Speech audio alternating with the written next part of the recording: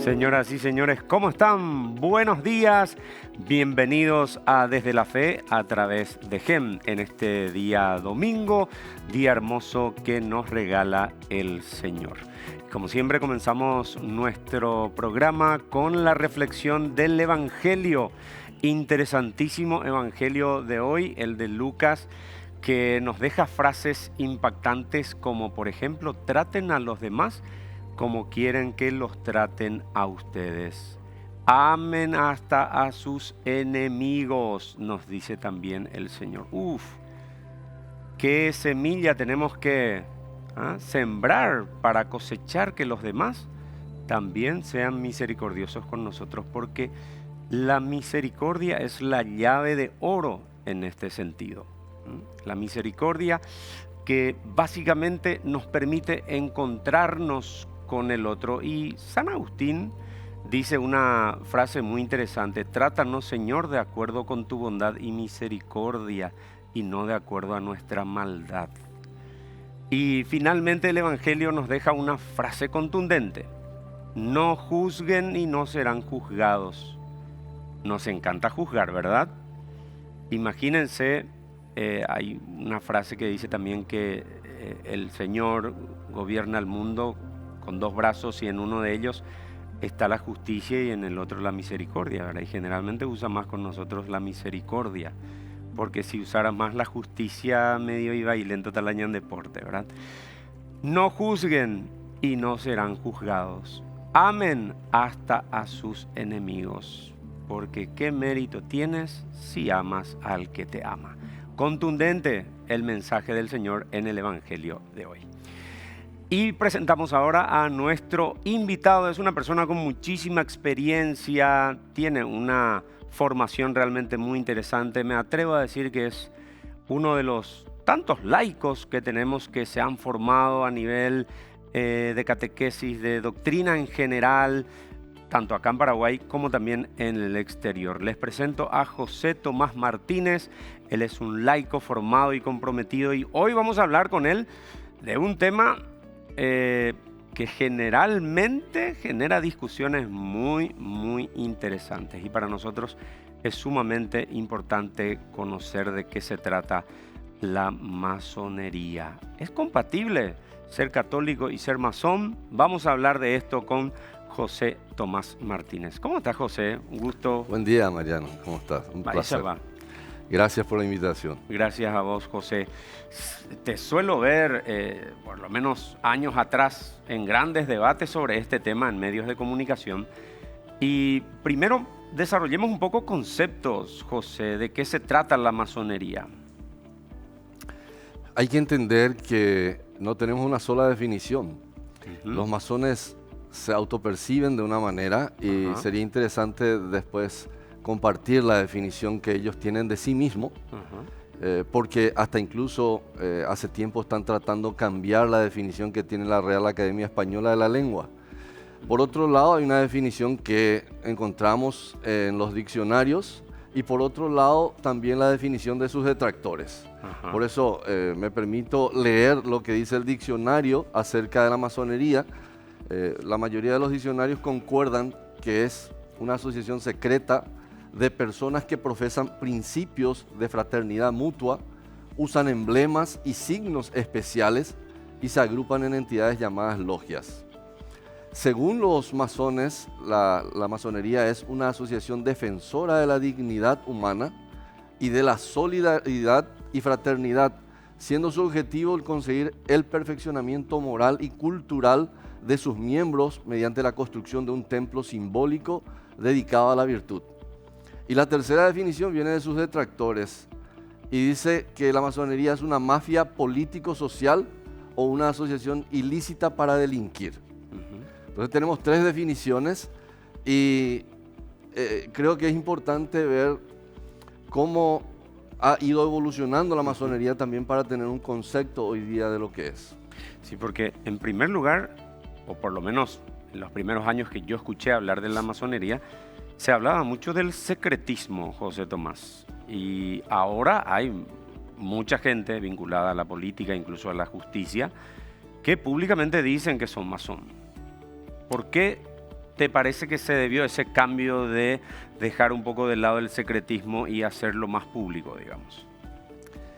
Desde el año 1717 que ellos se caracterizan por ser una asociación secreta y por supuesto con el advenimiento de la democracia es imposible hoy día tener una asociación secreta en cualquier país que aparenta ser democrático.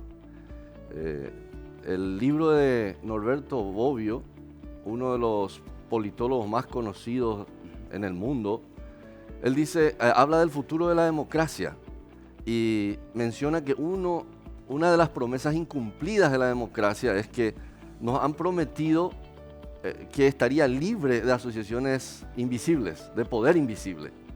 Y sin embargo, dice él, se hace visibilísima la acción de las mafias, de la masonería, de cuántas agrupaciones que están ahí detrás del poder que se ve. Pero hoy día la masonería no puede llegar a ocultar ciertas cosas, pero entendamos que no son tampoco tontos. Mostrar el templo no es ningún descubrimiento. Uno entra en internet y ve los templos, hasta incluso hay grabaciones de ciertos ritos. Imposible hoy día. Wikileaks es un ejemplo de que querer mantenerse en secreto algunas cosas ya es imposible. Por lo tanto, ellos están ya totalmente acorralados porque nuestra misma Constitución dice en el artículo 42 que están prohibidas las asociaciones secretas y paramilitares. Por lo tanto, ellos tuvieron que lidiar con eso. Es un peso, es un estigma que tienen porque por un lado es anticonstitucional, pero por otro lado tienen cierta legalidad, visos de legalidad. Pero no te van a hablar de lo que realmente es importante. Permíteme mencionarte como ejemplo. Yo tengo una investigación hecha hace varios años y no lo digo yo. Acá un abogado acusa a Baqueta, Enrique Baqueta, de analizar causas judiciales en su logia masónica. El abogado es de apellido, creo, Lobo o algo así, pero esto no es ningún secreto. Uno se va al Poder Judicial y en los pasillos te dicen, estos son los que deciden nuestra justicia. Por lo tanto, hay cosas que van a mostrar y otras cosas que no van a mostrar. Otro te iba ejemplo, a preguntar justamente sí. en qué estamentos y qué tipo de daños pueden causar este tipo de organizaciones a la sociedad, porque ya es duro, pero parupirei con Amazon, dice la gente, ¿verdad?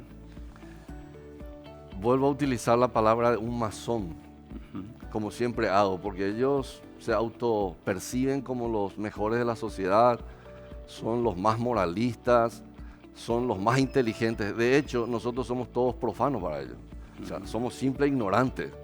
Ellos son los que tienen la llave del conocimiento y esto viene de una base gnóstica. Nosotros sabemos que el gnosticismo fue una herejía que causó mucho daño a la iglesia y a la fe de muchos.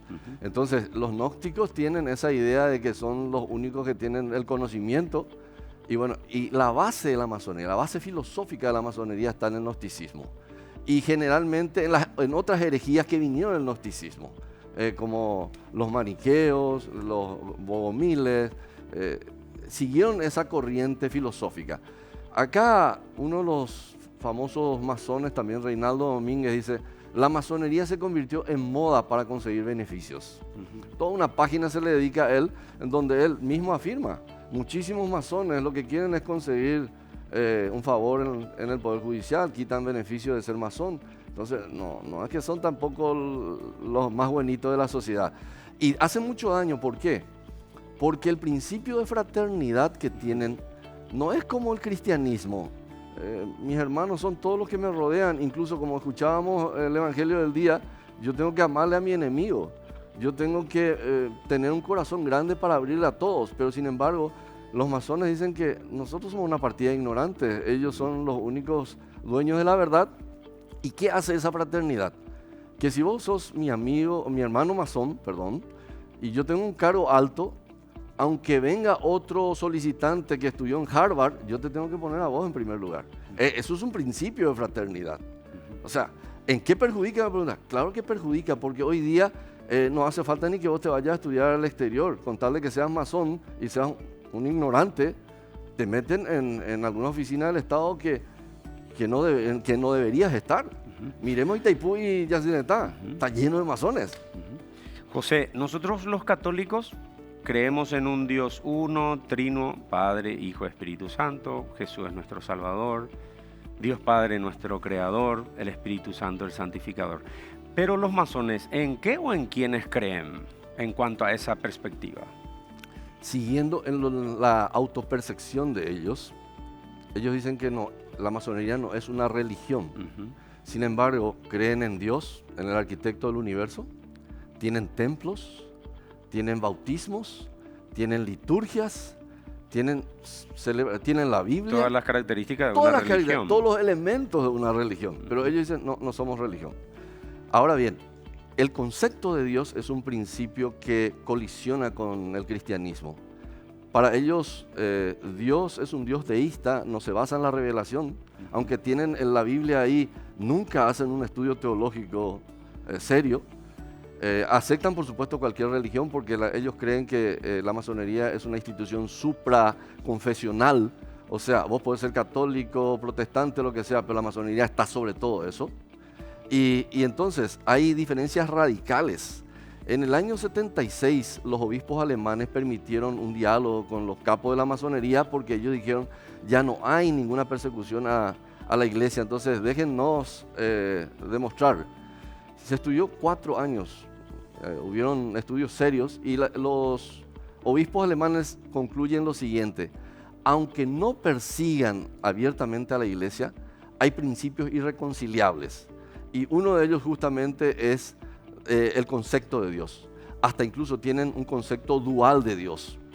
El Dios malo, el Dios bueno. Eso también tiene una base gnóstica. El Dios bueno es Lucifer y el Dios malo es el Dios que se menciona en la Biblia, Yahvé, el que es muy malo en el Antiguo Testamento. El castigador. El castigador, el bruto. Por eso incluso hay autores masones que le hacen todo un elogio a Eva, porque Eva dice que se rebeló contra Dios. O sea, acá hay un concepto deformado de la Biblia. Para ellos el héroe es lo que para el cristianismo es el villano. Entonces es incompatible con la fe de la iglesia. Aunque se vayan a los colegios católicos y le mientan a la gente, le digan que no, la iglesia ya nos perdonó. Hay un documento del 83 que es contundente, firma el Papa Benedicto XVI cuando era prefecto de la fe, y dice de que entrar en la masonería es un pecado grave, por lo tanto no pueden recibir la Sagrada Comunión. El masón que se va a misa y recibe la comunión se está autoengañando o quiere engañar a la sociedad. Es mentira, no puedes ser católico y masón a la vez. Hasta podés tener esquizofrenia espiritual si llegas a pensar en qué es lo que estás haciendo. Justamente en este punto vamos a profundizar a la vuelta de la pausa, porque mucha gente te dice: no, tranquilo, vos podés profesar cualquier religión y también ser masón, porque justamente decía José Tomás de que se autoperciben de que no es una religión. Entonces vamos a profundizar sobre este tema a la vuelta de la pausa aquí en Desde la Fe a través de GEM. Ya regresamos enseguida.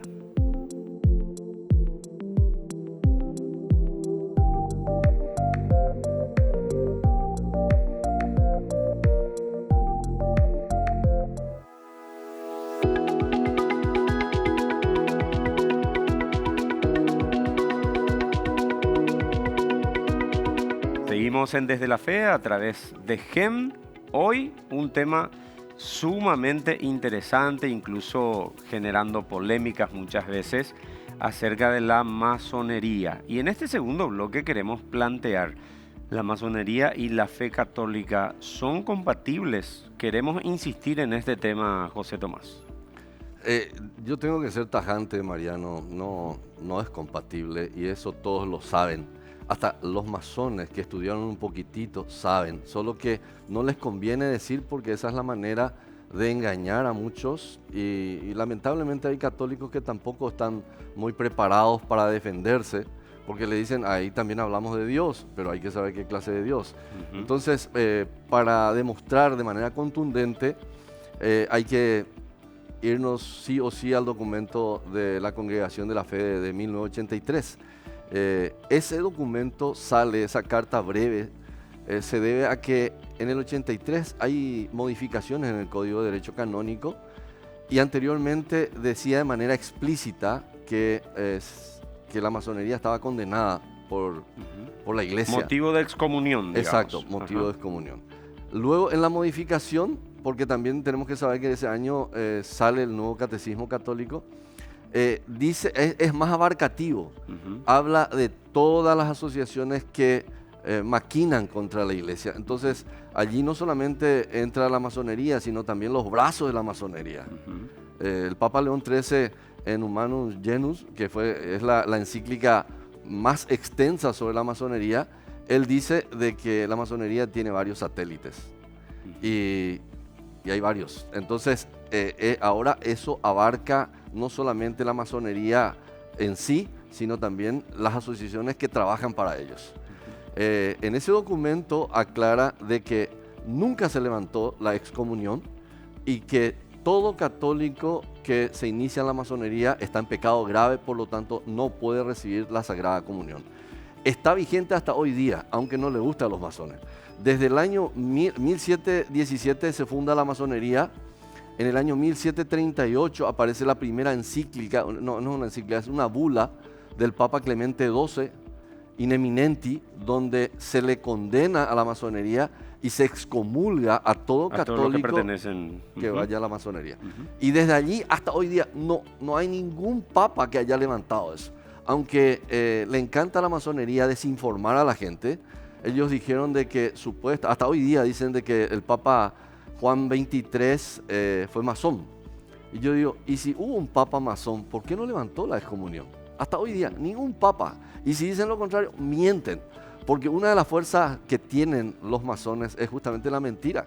Para ellos el pecado no existe. La manipulación, sí, digamos. Es eminentemente relativista.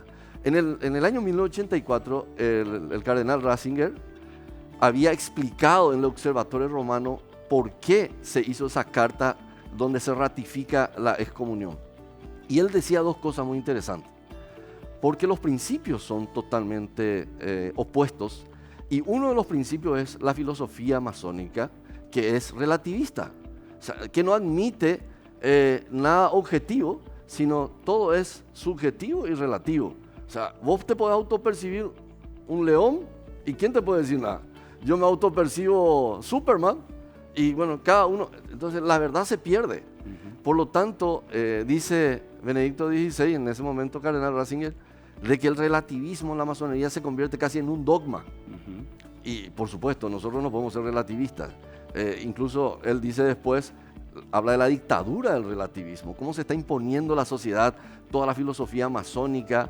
Y también hay que decir que lo otro que explica ahí el Papa y que es tan importante, como un católico, yo voy a decir con mis palabras, como un cristiano que le percibe a todos como hermanos, después entra en la masonería y va a percibirle a sus hermanos cristianos como profanos. O sea, hay una... incongruencia, digamos. Exacto. Hay también una alteración de lo que uno puede percibir de verdad.